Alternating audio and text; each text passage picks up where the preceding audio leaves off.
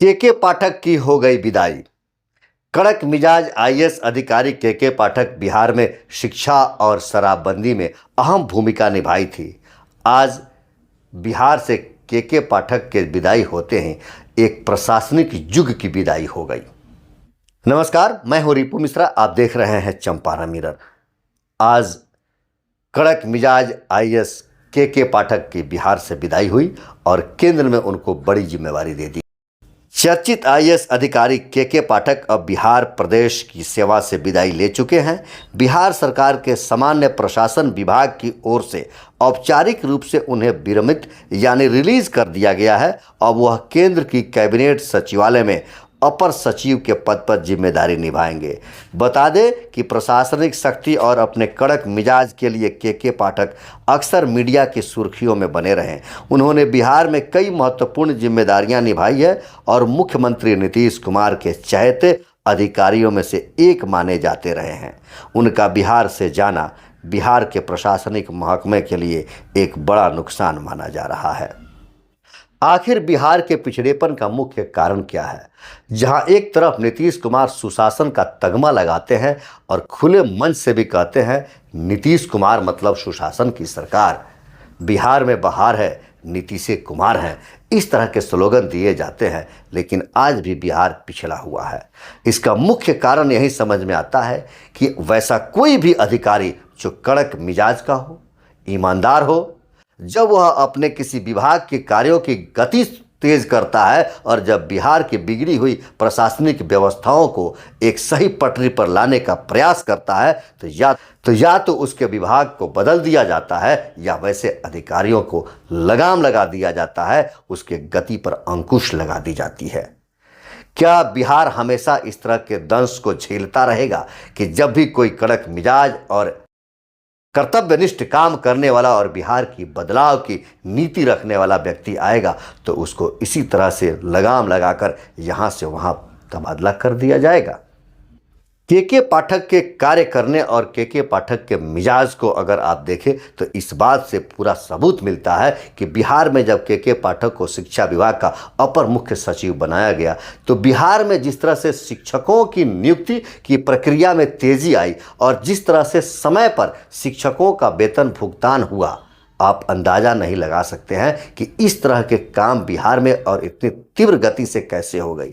शिक्षक बहाली प्रक्रिया के नोटिफिकेशन से लेकर शिक्षकों की नियुक्ति तक और विद्यालय आवंटित होने तक के पाठक ने जो सक्रियता निभाई और जिस सक्रियता से उन्होंने शिक्षा की गति में तीव्रता लाई, चाहे वह विद्यालय में शिक्षकों की गुणवत्ता हो, विद्यालय में रख रखाव हो, विद्यालय की भवन की बात हो, समय पर शिक्षकों को विद्यालय जाना हो, के पाठक के कड़क मिजाज और उनकी ईमानदारी को आप इस बात से अंदाजा लगा सकते हैं कि बिहार के वैसे शिक्षक बंधु जो बिहार के किसी विद्यालय में कार्यरत तो थे लेकिन दिल्ली में रहते थे, बिहार के वैसे शिक्षक जिन्होंने कभी विद्यालय का मुंह तक नहीं देखा हो और वेतन समय पर उठाते रहे हो, वैसे लोग भी अब बाहर से का रहना छोड़कर बिहार अपने घर में आए और विद्यालय में जाकर बच्चों को पढ़ाना शुरू कर दिए थे। अगर उनके इस कार्यों को देखा जाए तो वर्ल्ड रिकॉर्ड उन्होंने बिहार में शिक्षा में इस बदलाव में कायम किया। हम आपको बता दें कि के पाठक 1990 बैच के आईएएस अधिकारी रहे। वो अनुशासन प्रिय और ईमानदार अधिकारी रहे। वो बिहार में रहते हुए सिर्फ शिक्षा ही नहीं, बिहार में शराबबंदी जैसे कानून को लागू करवाने में अहम भूमिका निभाई थी और वो अपने अनुशासन प्रिय और कर्तव्यनिष्ठता ईमानदारी के चलते पूरे बिहार में चर्चा का विषय बने रहे। बिहार ही नहीं, पूरे देश में के पाठक चर्चा का विषय बने रहे।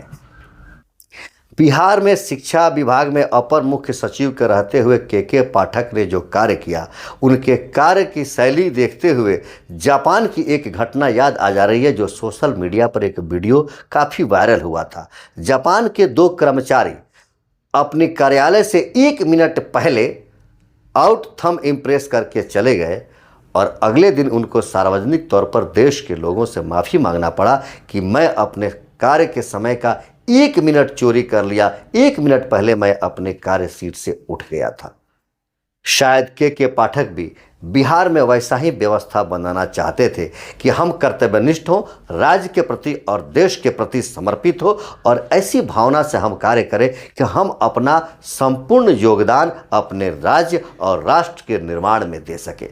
के पाठक की कार्यशैली से और के पाठक के शिक्षा विभाग में बनाए गए नीतियों से कुछ उन्हीं लोगों को परेशानी थी जो लोग कर्तव्यनिष्ठ नहीं थे, जिनको समय पर विद्यालय नहीं जाना है, या जो लोग विद्यालय में न जाकर घर पे रहते हो या अपने राज्य से बाहर रहते हो और समय समय पर वेतन भुगतान कराते रहे हों। वैसे लोगों को इनसे काफ़ी परेशानी थी, लेकिन के पाठक की नीतियों से गरीब वर्गों में खुशी थी, जिनके बच्चे अब पढ़ाई में मन लगा रहे थे और नियमित विद्यालय हो रहे थे। वैसे शिक्षकों में भी खुशी थी, जो शिक्षक राष्ट्र निर्माण में अपना योगदान देते हैं, जो अपने को राष्ट्र निर्माता समझते हैं और कर्तव्यनिष्ठ होते हैं। वैसे शिक्षक भी काफ़ी खुश थे और वो के पाठक की कार्यों का काफ़ी सराहना भी करते हैं। के पाठक की कार्यशैली पर कुछ सवालिया निशान भी उठाया गया। तो उनके कार्यशैली पर सवालिया निशान किसने उठाया? जिनके पास वित्त विभाग है। जैसे ऐसा कहा गया कि विद्यालयों में जो खेल की सामग्री, बच्चों के खाने के लिए जो बर्तन, जो मिड डे भोजन, बेंच डेस्क की व्यवस्था, बच्चों को दिया जाने वाला बैग, किताब कॉपी, इन तमाम चीज़ों में जो सामग्रियां विद्यालय में दी जाती है, चाहे वो समरसिबल कल की व्यवस्था हो, चापाकल की व्यवस्था हो, पानी की व्यवस्था हो, इन सब में घोटाला का आरोप लगा है। हो सकता है कि और लोगों के सामने भी आया है, कई अधिकारी पकड़े गए हैं जो भ्रष्टाचार में संलिप्त थे। तो क्या संभव है कि एक अपर मुख्य सचिव प्रत्येक विद्यालय में जाकर प्रत्येक विद्यालय की सभी खरीदारियों की देखरेख कर सके, उनकी गुणवत्ता की जांच कर सके, या उन सभी कार्यों को अकेले अपने निगरानी में करा सके? तो सीधा जवाब है कि एक अकेला व्यक्ति पूरे बिहार के विद्यालयों में जाकर इस तरह की गतिविधियों को कंट्रोल नहीं कर सकता है। हाँ, कुछ जिला में जैसे पश्चिम चंपारण के डीओ रजनीकांत परवीन थे, उनके तरह कुछ महारथी लोग हैं या थे जिन्होंने भरपूर लूटा शिक्षा विभाग को, भरपूर लूटा बिहार के लोगों को, और वैसे लोग अब सामने भी आ रहे हैं, उनके ऊपर कार्रवाई भी हो रही है। के पाठक बिहार के शिक्षा विभाग के अपर मुख्य सचिव थे, अच्छा काम कर रहे थे, कड़क मिजाज के थे। फिर वहां से उनका तबादला करके किसी दूसरे विभाग में भी किया गया था। लेकिन आज के पाठक की पूरी तरह से बिहार से विदाई हो गई और अब वो केंद्र में चले गए हैं।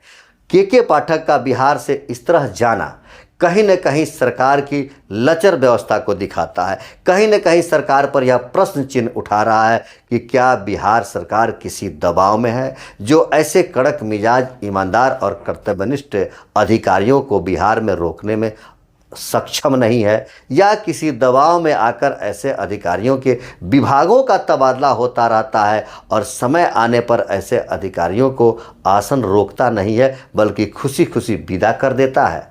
क्या आपको लगता है कि के पाठक अगर कुछ दिन और बिहार में रह जाते, शिक्षा विभाग में ही रह जाते, तो क्या बिहार की शिक्षा व्यवस्था में कुछ क्रांतिकारी परिवर्तन हो जाता?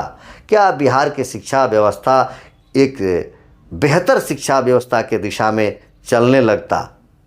वैसे आप क्या कुछ कहना चाहेंगे के पाठक की विदाई पर? क्या यह बिहार के लिए अच्छा है या बिहार के लिए दुर्भाग्य है? आप अपना विचार कमेंट करके ज़रूर बताएं। देखते रहे चंपारण मिरर। धन्यवाद।